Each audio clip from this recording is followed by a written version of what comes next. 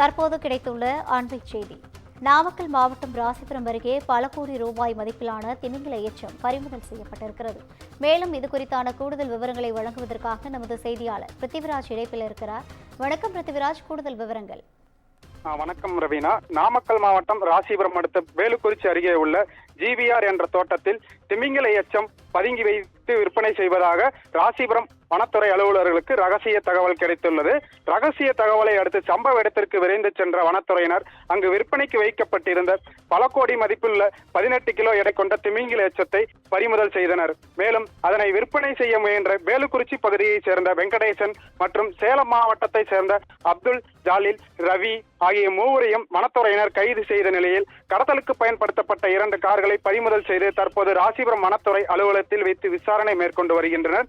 மேலும் தலைமறைவாக உள்ள கொல்லிமலை பகுதியைச் சேர்ந்த சந்திரன் மற்றும் மாலப்பாடி பகுதியைச் சேர்ந்த ராம்குமார் ஆகிய இருவரையும் தனிப்படை அமைத்து வனத்துறையினர் தேடி வருகின்றனர். தற்போது பறிமுதல் செய்யப்பட்ட திமிங்கல எச்சம் வாசனை திரவியங்கள் தயாரிக்க பயன்படுத்தப்பட்ட நிலையில் திமிங்கல எச்சம் ஆனது இவர்களுக்கு எங்கிருந்து கிடைத்தது என்பது குறித்து A1 குற்றவாளியான சந்திரன் பிடிபட்ட பிறகு முழுமையான தகவல்கள் வெளிவரும் என வனத்துறையினர் தெரிவித்தனர். கூடுதல் விவரங்களை வழங்கியமைக்காக நன்றி பிருத்திவிராஜ்.